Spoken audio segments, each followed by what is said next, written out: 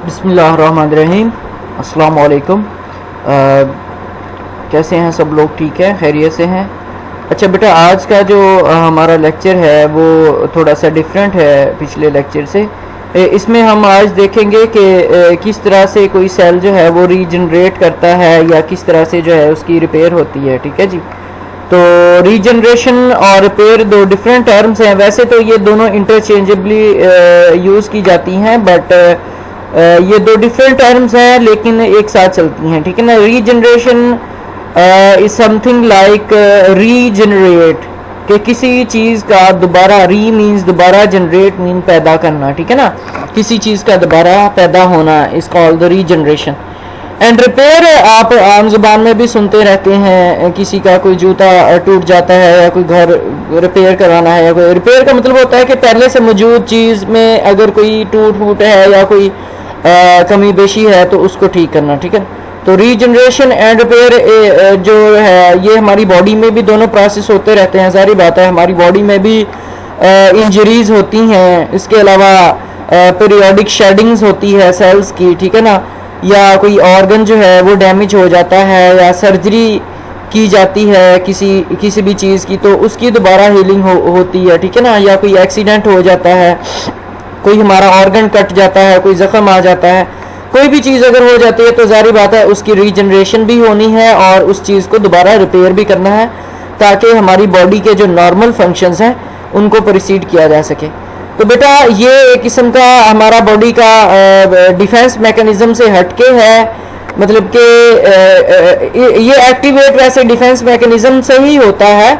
Inflammation के बाद दोबारा फिर रीजनरेशन आती है, रिपेयर का प्रोसेस आता है कि जो चीज़, जो कमी बेशी है, मतलब कि जो चीज़ हमारी ख़राब हो गई थी या कट गई थी या कोई डिसफंक्शन हो गया था किसी भी टिश्यू में या ऑर्गन में या सेल्स में, तो उसको दोबारा अपनी असली हालत में लेकर आना जो है वो रीजनरेशन और रिपेयर कहलाता है। ठीक है जी। इसके साथ ही थोड़ा सा मूव करते हैं हमारे लेक्चर की जानब।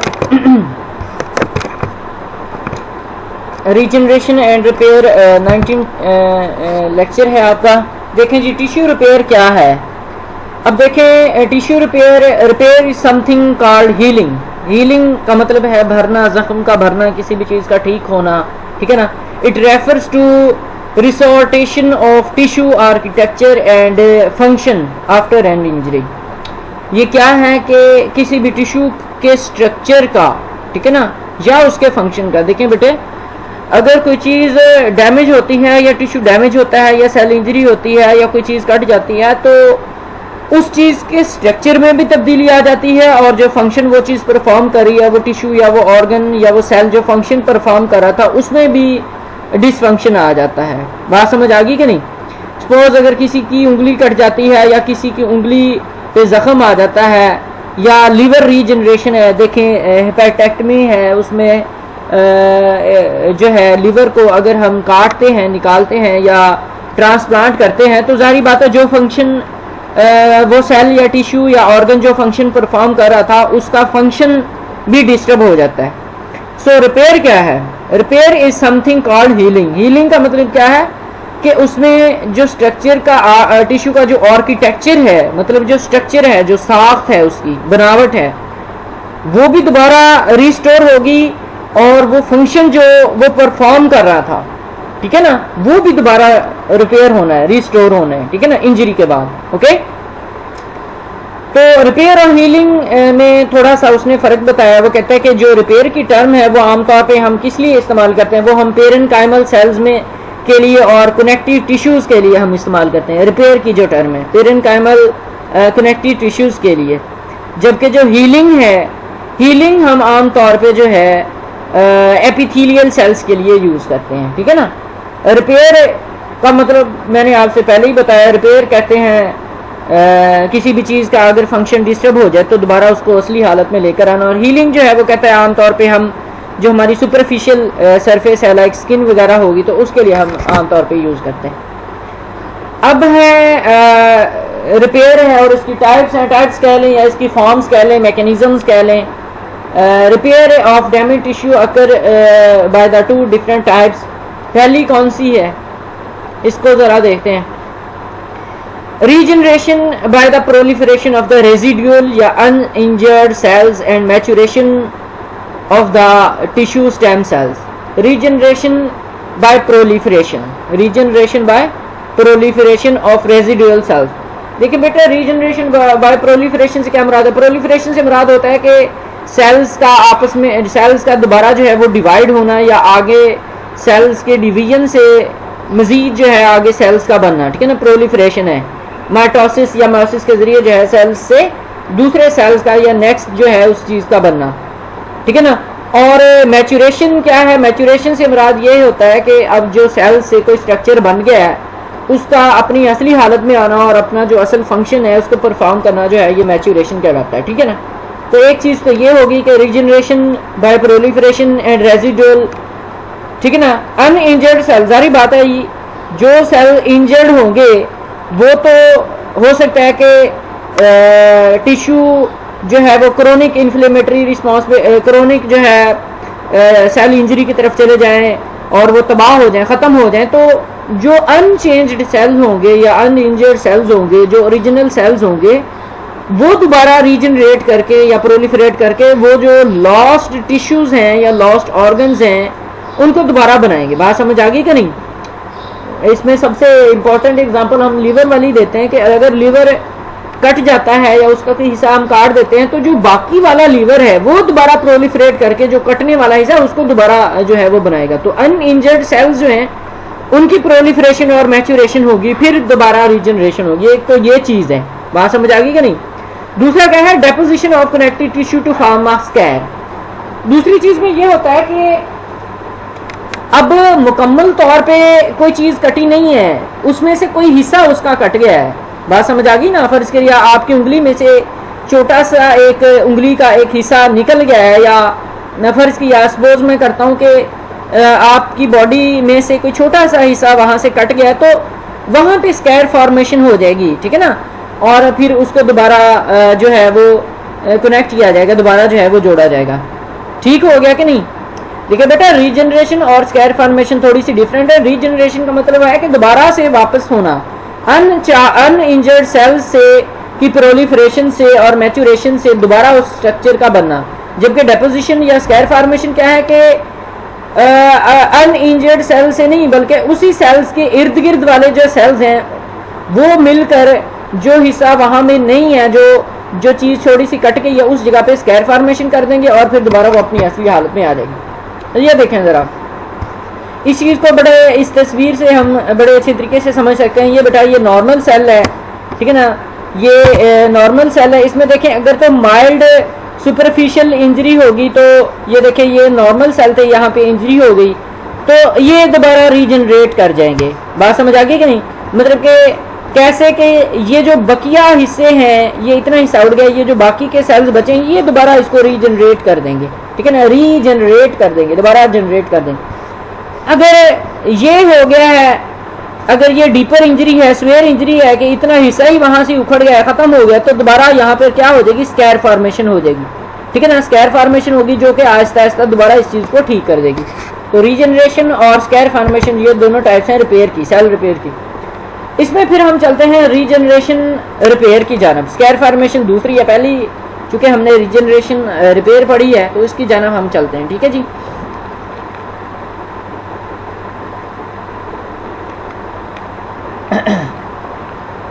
Tissues are capable to replace the damaged components and essential return to the normal state by the process of the regeneration.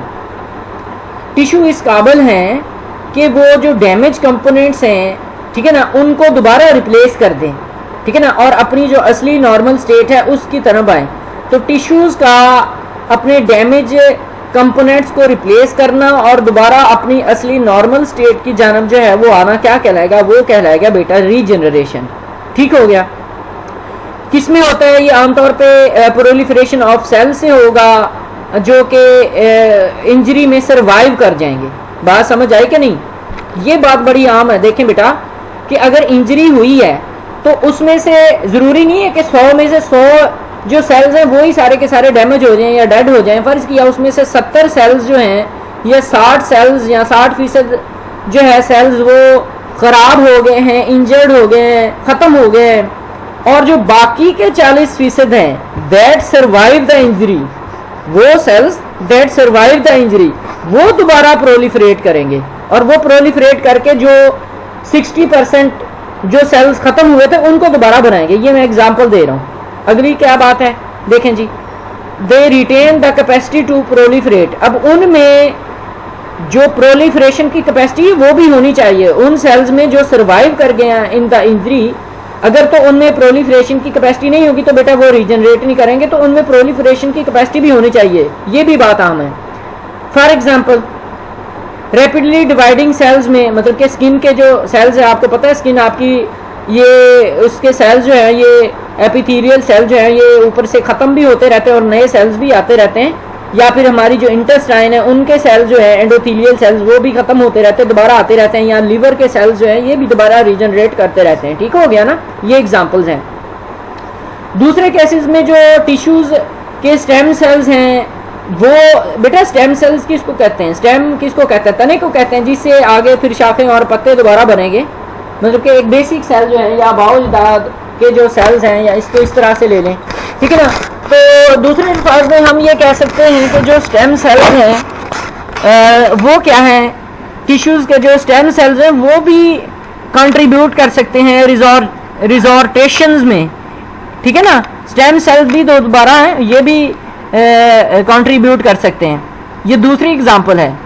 बात समझ आई नहीं आप लोगों को, मेरे ख्याल है बेटा इसमें दो मेन टर्म्स हैं। पहली बात तो ये है कि अगर कोई टिश्यू डैमेज हुआ है तो उसमें से फर्ज किया कि 60% टिश्यूज डैमेज हो गए हैं, 40% बचा है।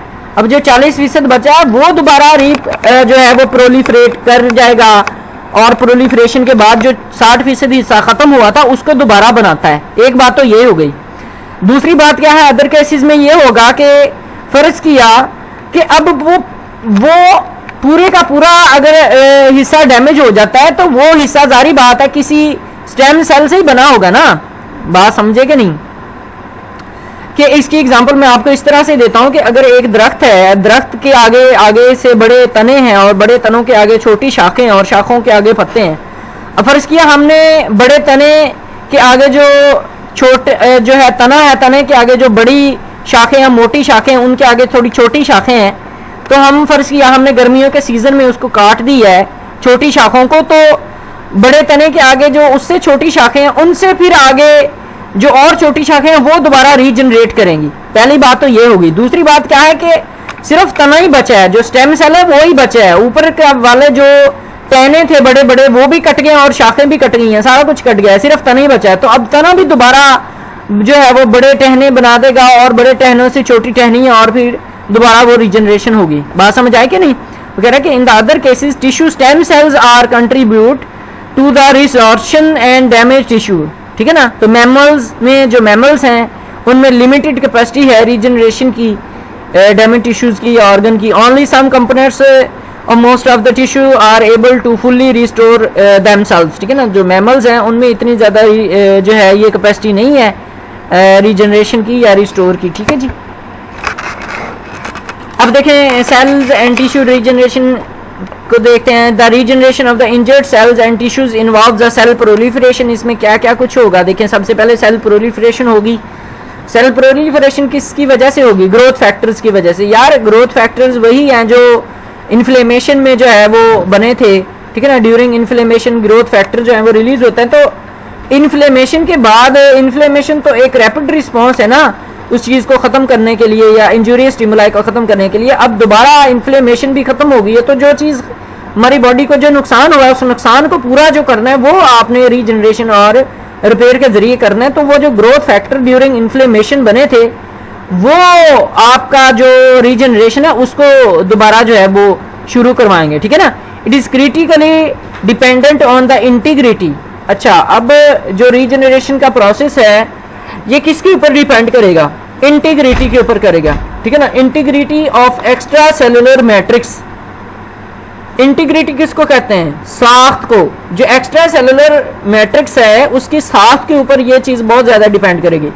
और किसके ऊपर करेगी? And by the development of mature stem cells from the stem cells. और जो स्टेम सेल से जो मैच्योर सेल्स हैं उनकी डेवलपमेंट के ऊपर ये चीज़ डिपेंड करेगी। दोबारा इसको पढ़ता हूँ। Regeneration of injured tissues, injured cells and tissues involve the cells proliferation. Cell proliferation जो है उसके ऊपर वो कहता है कि डिपेंड करती है। अब सेल प्रोलिफरेशन शुरू किससे होगी? ग्रोथ फैक्टर से। और डिपेंड किसके ऊपर करेगी? Integrity of extra cellular matrix के ऊपर और development of mature cells from the stem cells. ठीक है ना। अब देखें सेल प्रोलिफरेशन। सेल प्रोलिफरेशन जो है उसमें कुछ स्टेप्स हैं, 2-3 देखें। Several cell types proliferate during the tissue repair. सबसे पहले तो देखें कुछ एग्जांपल्स हैं बेटा इसमें। देखें रेमेंट्स जो हैं, ठीक है ना, remnants of the injured tissues which attempt to restore the normal structure. Remnants किसको कहते हैं? बाकियात को।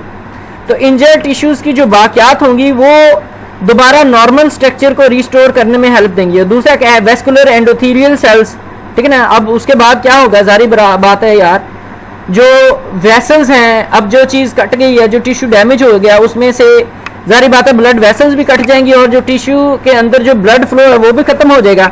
अब जैसे ही स्कैर फॉर्मेशन होती है तो स्कैर फॉर्मेशन में जो टिश्यू बनता है उस टिश्यू को दोबारा न्यूट्रिएंट्स भी चाहिए, उसको खुराक भी चाहिए और जो वेस्ट प्रोडक्ट्स हैं उसकी रिमूवल जो है वो भी होनी चाहिए। तो वेस्कुलराइजेशन भी होनी चाहिए। वहाँ पे जो ब्लड वेसल्स हैं वो भी बेटा बननी चाहिए ताकि जो नया बनने वाला टिश्यू है उसको खुराक वगैरह मुहैया की जा सके या उससे जो वेस्ट प्रोडक्ट्स हैं उसको दोबारा जो है वो निकाला जा सके। तो देखें, vascular endothelial cells to create the new vessels provide the nutrients needed for the repair of the repair process. ठीक हो गया। फिर क्या है? Fibroblast, the source of the fibroblast tissue form the scar to fill the defects that can not be corrected by the regeneration.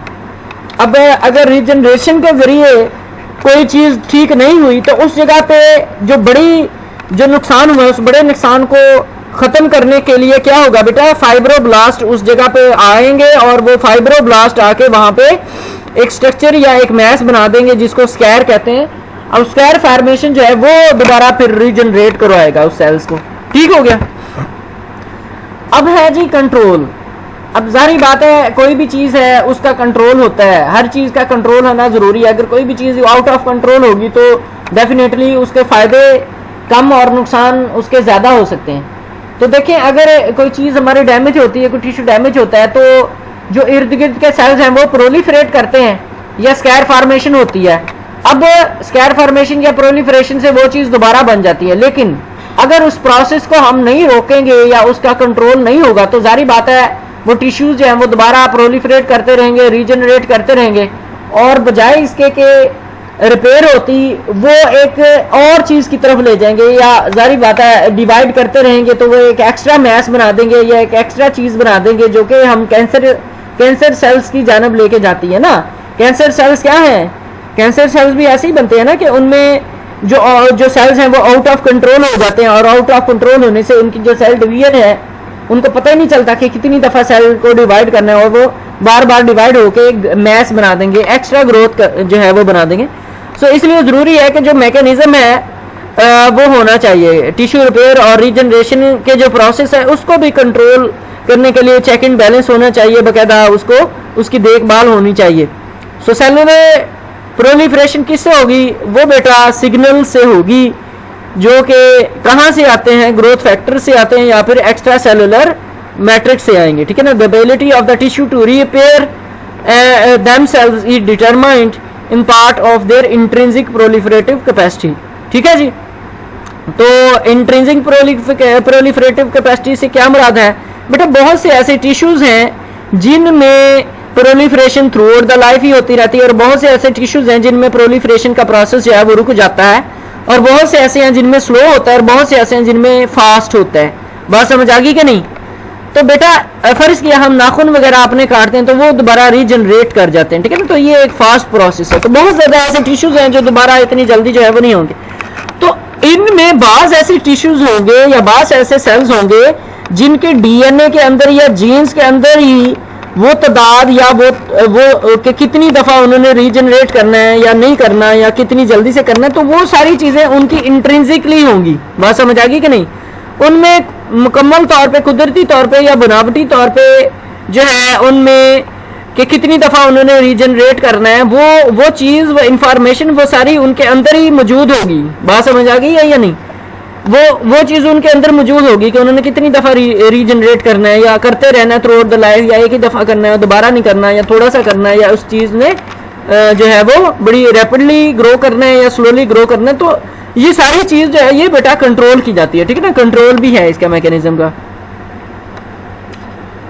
अब उसके बाद हम देखते हैं कुछ बॉडी टिश्यूज़ हैं, 2-3 तरह के बॉडी टिश्यूज़ हैं, फिर उनकी हम डिटेल पढ़ेंगे। देखें, depending on the repair mechanism, हमने रिपेयर मैकेनिज्म के ऊपर डिपेंड करते हुए जो बॉडीज़ के टिश्यूज़ हैं उनको 3 हिस्सों में जो है वो डिवाइड किया हुआ। पहले कौन से हैं? लिबाइल टिश्यू, स्टेबल टिश्यूज़, और आखिर पे परमानेंट टिश्यूज़ हैं, ये आ जाते हैं। तो लिबाइल टिश्यूज़ को हम कॉन्टीन्यूसली डिवाइडिंग टिश्यूज़ भी कहते हैं। कॉन्टीन्यूसली डिवाइडिंग टिश्यूज़ या लिबाइल टिश्यूज़ क्या हैं? देखें, these tissues are continuously being lost and replaced by the maturation from the tissue stem cells and proliferation of the mature cells. तो लिबाइल टिश्यूज़ या continuously dividing tissues क्या हैं बेटा? ये वो टिश्यूज़ हैं जो रिप्लेस होते रहेंगे, अपने मैच्योर होते रहेंगे और रिप्लेस होते रहेंगे प्रोलिफरेशन से और मैच्योरेशन से, ठीक है ना।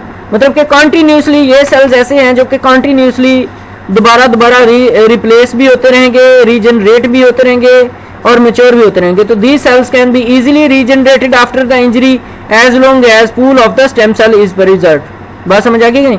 ये ऐसे सेल्स हैं जो बड़ी तेजी के साथ आफ्टर इंजरी रिपेयर करेंगे, बशर्ते के इनके जो स्टेम सेल्स हैं वो प्रिजर्व होंगे। स्टेम सेल्स प्रिजर्व नहीं होंगे तो फिर जाहिर बात है ये सेल्स दोबारा रीजनरेट नहीं कर पाएंगे।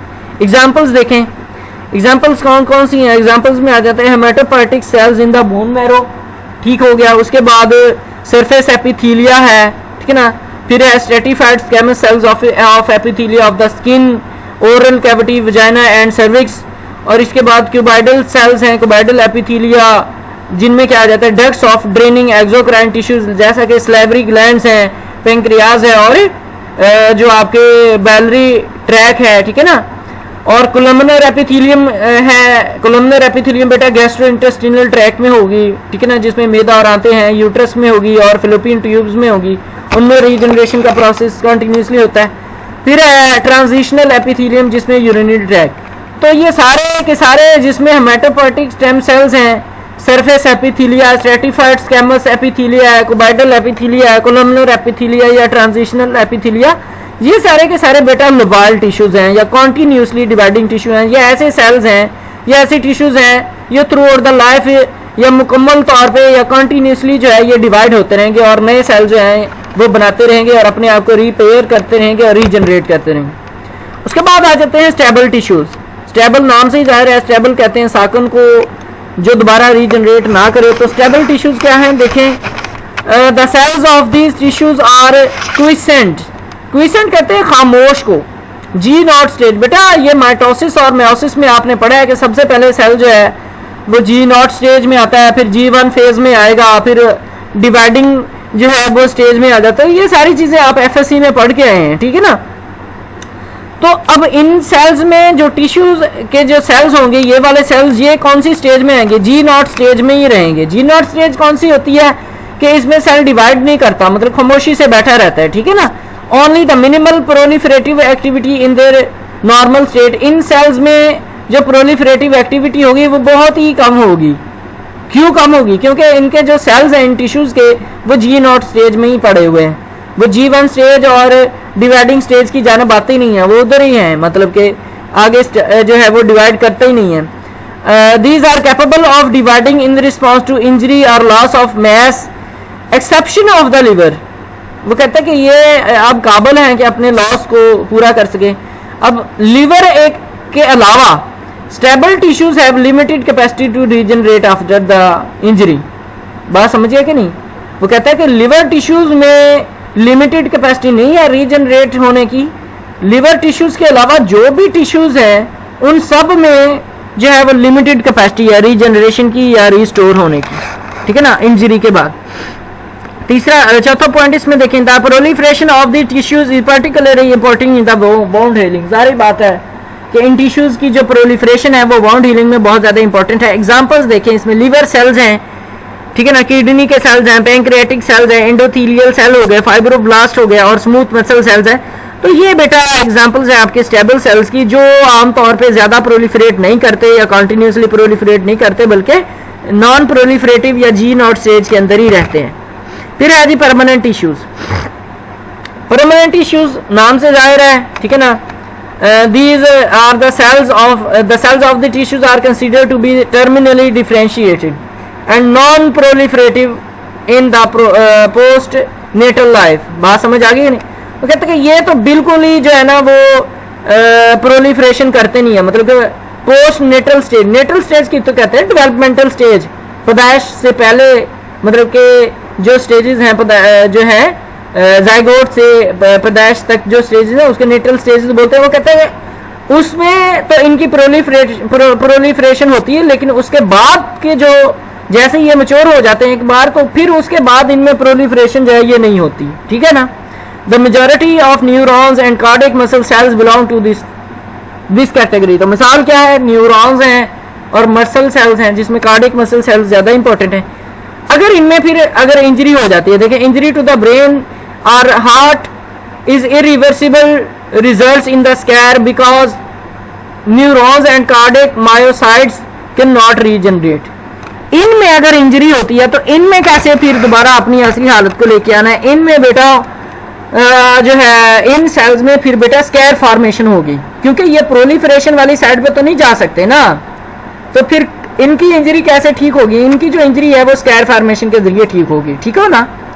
तो limited stem cells replicate and differentiation occurs in some areas of the adult brain and there is some evidence that the heart muscles में proliferate after the myocardial necrosis. वो कहता है कि लेकिन थोड़ी थोड़ी हमें ये भी शवाहिद मिलते हैं कि कुछ हद तक जो है इनमें प्रोलिफरेशन होती है, जैसा कि मायोकार्डियल नेक्रोसिस के बाद वो कहता है कि हार्ट मसल थोड़ा सा प्रोलिफरेट करते हैं।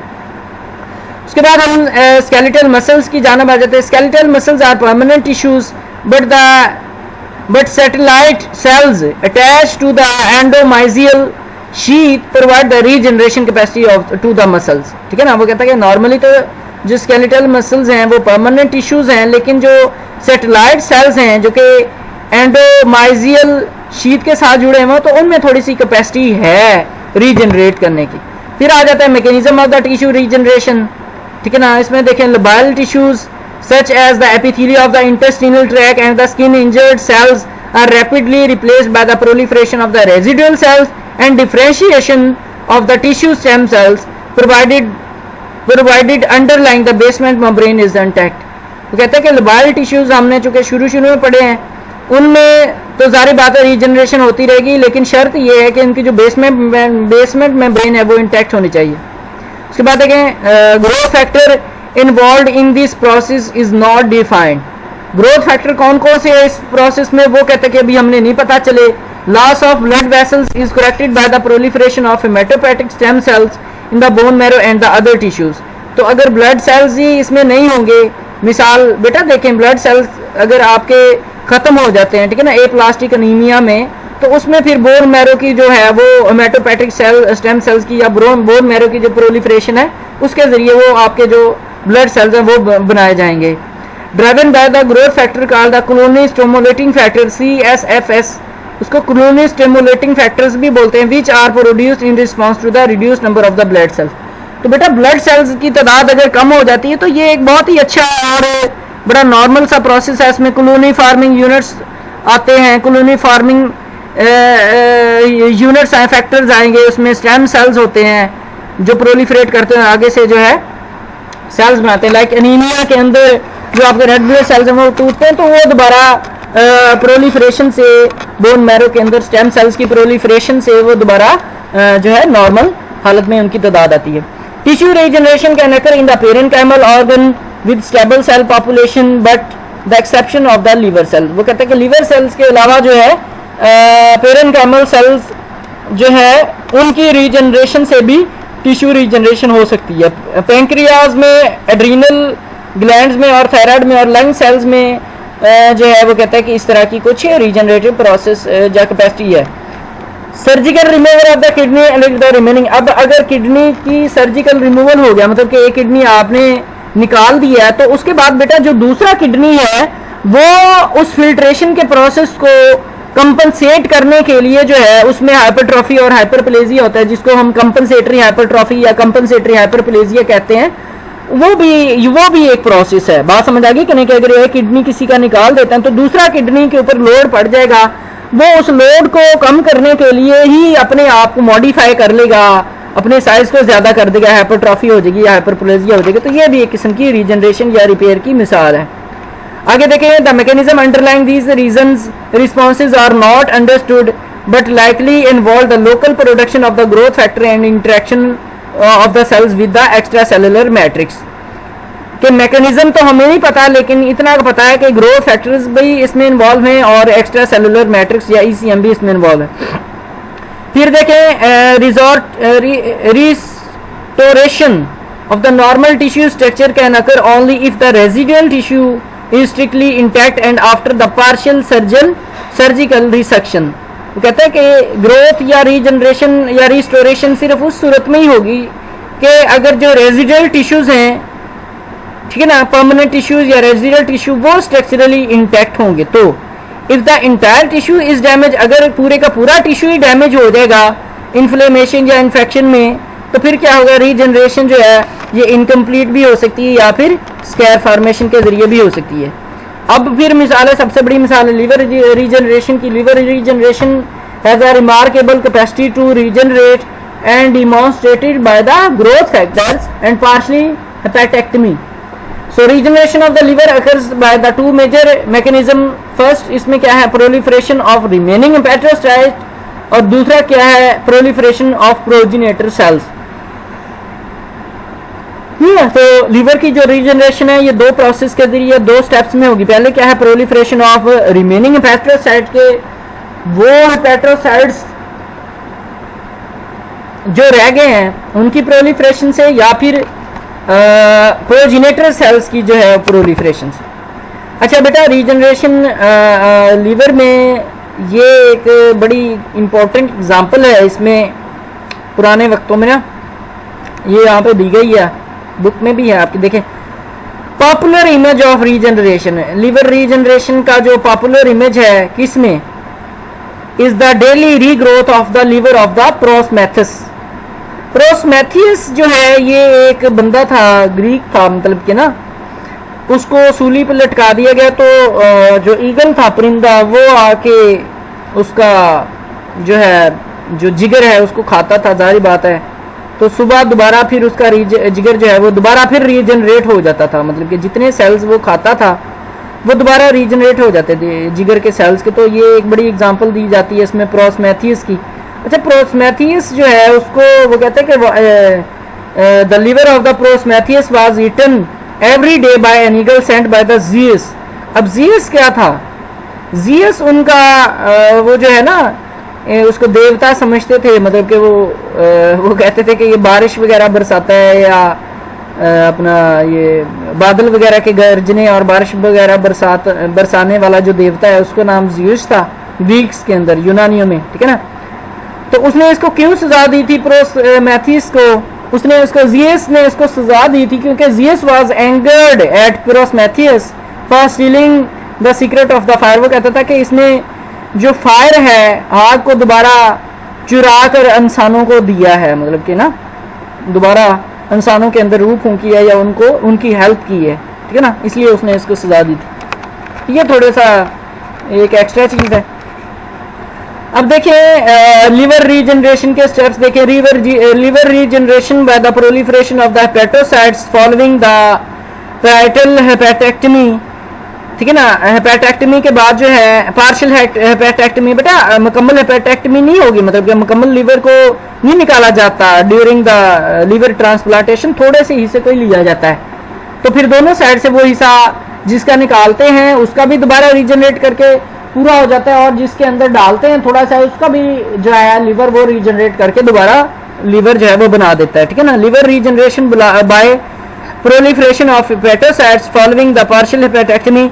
The liver regenerates by proliferation of surviving cells So this process occurs in stages including the priming, following the growth factors induced by the proliferation. So main signals involved in these steps are shown. Once the mass of the liver is restored, proliferation is terminated. ठीक है ना, कि एक दफा जब जो है वो लिवर जो है वो बन गया तो जो प्रोलिफरेशन है दोबारा बंद कर दी जाएगी. देखें सिनोसॉइड है, ट्यूमर नेक्रोसिस फैक्टर है, इनके ऊपर अमल करेगा. कफर सेल्स के ऊपर, ठीक है ना. फिर स्पेस डिजीज, फिर इंटरनिकल 6 जो है ये आ जाएगा. फिर हेपेटोसाइट्स हैं वो दोबारा प्राइमिंग की जानब जाएंगे, G0 स्टेज से G1 स्टेज की जानब, फिर डिवाइडिंग स्टेज की जानब जाएंगे. और भी ग्रोथ फैक्टर जो है वो आ जाएंगे, ग्रोथ फैक्टर रिसेप्टर्स हैं. और फिर दोबारा जो है सेलुलर प्रोलिफरेशन के जरिए सेल दोबारा रीजनरेशन की जानब चला जाएगा. तो इसकी फिर आगे जो स्टेजेस हैं उसमें देखिए नंबर 1 पे क्या है, proliferation of the hepatocytes. In humans resection of up to 90% of the liver cells can be corrected by the proliferation of the residual hepatocytes. ठीक है ना, proliferation of the residual hepatocytes के वो सेल्स जो बच जाएंगे लीवर के, उनकी ही प्रोलिफरेशन से दोबारा जो है वो जो लीवर है उसको दोबारा रीजनरेट किया जाएगा. The classic model of the tissue regeneration has been used experimentally to study the initiation and control of the process. ठीक है ना. देखें hepatocytes proliferation in the regeneration of the liver is triggered by the combined actions of the cytokinins and polypeptide growth factors. किन के जरिए होगा, cytokines और polypeptide growth factors के लिए होगा. तो इसकी भी आगे फिर सब स्टेजेस हैं. इसमें देखें सबसे पहले क्या है, प्राइमिंग फेज. प्राइमिंग फेज क्या है, in the priming phase cytokines such as interleukin 6 are produced mainly by the Kupffer cells and act on the hepatocyte to make the parenchymal cells competent to receive and respond to the growth factor signals. बात समझ आ गई कि नहीं. ये जो अभी हमने example पढ़ी है कि इसमें इंटरल्यूकिन 6 जो है ये हेपेटोसाइट्स की प्राइमिंग करेगा और वो उनको G0 स्टेज से G1 स्टेज की तरफ लेकर जाएगा. और इसके साथ ही उसके ऊपर ग्रोथ फैक्टर रिसेप्टर्स आ जाएंगे. ग्रोथ फैक्टर्स के जरिए जो है वो दोबारा सेल्स को जो है सेल्स की रीजनरेशन की जानब जाएगा. तो प्राइमिंग फेज है इसकी पहली फेज. फिर दूसरी फेज क्या है, ग्रोथ फैक्टर फेज. ये देखें growth factor such as the HGF, ठीक है ना, और TGF, ठीक है ना, alpha tumour growth factor alpha produced by the many of the cell types act on primed hepatocytes. जो पहले से प्राइम्ड हेपेटोसाइट्स है उनके ऊपर फिर ग्रोथ फैक्टर्स एक्ट करेंगे और ये दोबारा स्टिमुलेट कर देंगे सेलुलर मेटाबॉलिज्म को and entry of the cells into the cell cycle. अब फिर सेल जो है वो सेल साइकिल में चला जाएगा. मतलब कि इसमें माइटोसिस और माइटोसिस के जरिए मोस्टली होता है तो माइटोसिस में चला जाएगा. Because of the hepatocytes are quiescent cells it is taken then several hours to enter into the cell cycle. वो कहते हैं कि चूंकि जो लिवर के सेल्स हैं वो क्विसेंट सेल्स या खामोश स्टेज में बैठे होंगे तो वो काफ़ी घंटे ले जाएंगे सेल साइकिल में इंटर होते होते. फिर वो सेल साइकिल शुरू होगा, process from the G0 stage to G1 stage and then the S stage, synthetic phase of the DNA replication. तो ये सारी स्टेजेस हैं बेटा. G0 स्टेज है, G1 स्टेज है, S स्टेज है, डिवाइडिंग स्टेज है. तो ये आपने पढ़ी हुई है माइटोसिस में ड्यूरिंग FSC. ओके. तो उसके बाद क्या होगा, almost all the hepatocytes replicate during the liver regeneration and after the partial hepatectomy. तकरीबन सारे के सारे हेपेटोसाइट्स ही जो हैं वो रीजनरेशन में चले जाएंगे. Wave of the hepatocyte replication is followed by the replication of the non parenchymal cells, Kupffer cells, endothelial cells and satellite cells. ठीक है ना. During the hepatocyte replication phase there are more than 70 genes which activate like the gene of coding, transcription factors, cell cycle regulators and regulators of the injury of the metabolism. ठीक है ना. Growth factor phase क्या होगी बेटा, growth factor phase वही है. यहाँ पे ये देखें कि प्राइमिंग फेज ने क्या किया कि हेपेटोसाइट्स को G0 स्टेज से G1 स्टेज की जानब लेके गया इंटरल्यूकिन 6 के जरिए. अब फिर ग्रोथ फैक्टर स्टेज जो है वो उनको फर्दर जो है वो प्रोसीड कर देगी. ठीक है जी, फर्दर प्रोसीड कर देगी. फिर है टर्मिनेशन फेज. जारी बात है अब दोबारा रीजनरेशन हो गई है, अब उसको ख़त्म करना है, उस प्रोसेस को ख़त्म करना है. ये नहीं है कि वो प्रोसेस चलता रहे और टिश्यू जो है वो आगे से आगे बनते रहे. तो अब उस प्रोसेस को ख़त्म करने के लिए टर्मिनेशन फेज है. देखिए hepatocytes return to the quiescent, अब दोबारा हेपेटोसाइट्स को जो एक्टिव स्टेज के अंदर गए हुए थे या रीजनरेशन स्टेज या सेल जो है डिवाइडिंग स्टेज के अंदर गए थे, उनको दोबारा फिर क्विसेंट स्टेज के अंदर भेजा जाएगा। So the nature of the stop signal is poorly understood. वो कहता है कि किस तरह से ये होता है ये हमें इतना नहीं पता, लेकिन एंटी प्रोलिफरेटिव साइटोकाइनेंस जो है like tumour growth factor beta family जो है वो कहता है कि इसमें इन्वॉल्व है। पहले प्रोलिफरेटिव साइटोकाइंस होंगे और बाद में जब टर्मिनेशन फेज होगी, जब उस प्रोसेस को रोकना होगा, उस स्टेज में आके फिर एंटी प्रोलिफरेटिव साइटोकाइंस हैं ये रिलीज होते हैं। और दूसरी स्टेज इसमें क्या है, regeneration from the progenitor sales.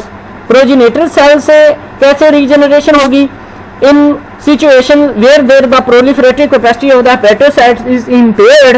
वो कहता है कि अगर प्रोलिफरेटिव कैपेसिटी हेपेटोसाइट्स की इतनी ज्यादा अच्छी नहीं है, जैसे कि after the chronic liver injury या इन्फ्लेमेशन, तो प्रोजिनेटर सेल्स जो हैं वो लीवर के वही दोबारा रीपॉपुलेशन की जानब चले जाएंगे, ठीक है ना। रोडेंट्स में जैसे देखें, वो कहते हैं कि एग्जांपल है रोडेंट्स की कि प्रोजिनेटर सेल्स उनमें क्या है, progenitor cells have been called the oval cells because of the shape of the nuclei.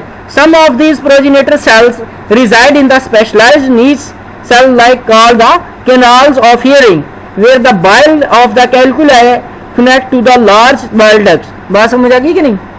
पहले तो था ना कि प्रोलिफरेशन के जरिए रीजनरेशन होनी, लेकिन अब क्या है, regeneration from the progenitor cell, कि अब अगर प्रोलिफरेशन नहीं हो रही तो जो प्रोजिनेटर सेल है वो दोबारा फिर रीजनरेशन की जानब जो है वो लेके जाएंगे। Thank you so much. I hope कि आप लोगों को बेटा इसकी समझ आ गई होगी। आज का जो हमारा टॉपिक था, लेक्चर था, उसमें हमने जो चीज़ डिस्कस किया वो हमने बेटा डिस्कस की है regeneration of repair. Regeneration of repair की टाइप्स पढ़ी है हमने, regeneration of the proliferation of residual uninjured tissues या फिर डेपोजिशन, ठीक है ना। या तो प्रोलिफरेशन के जरिए हो जाएगी रीजनरेशन या फिर स्कैर फॉर्मेशन के जरिए होगी, ठीक है ना। रीजनरेशन ऑफ रिपेयर में फिर हमने सेल प्रोलिफरेशन पढ़ा है, सेल कंट्रोल मैकेनिज्म पढ़ा है, टाइप ऑफ हमारे बॉडी टिश्यूज पढ़ा है जिसमें लबाइल सेल्स हैं, ठीक है ना, कॉन्टिन्यूसली डिवाइडिंग सेल या स्टेबल सेल या फिर परमानेंट सेल। फिर मैकेनिज्म को हमने देखा है, फिर लिवर रीजनरेशन को देखा है, फिर उसकी दो स्टेजेस हैं जिसमें प्रोलिफरेशन ऑफ द हेपेटोसाइट या फिर repopulation of the progenitor cells. तो प्रोलिफरेशन ऑफ द हेपेटोसाइट्स की मजीद आगे स्टेजेस हैं, प्राइमिंग फेज है, ग्रोथ फैक्टर फेज और टर्मिनेशन फेज है, और उसके बाद फिर हमने देखा है कि regeneration by the progenitor cells. ठीक है जी, ये बेटा आपने देखना है, इसको याद करना है। अगर कोई चीज़ है, कोई बात नहीं समझ आए तो काइंडली जो है आप ग्रुप के अंदर जो है वो पूछ सकते हैं। Thank you so much. Allah.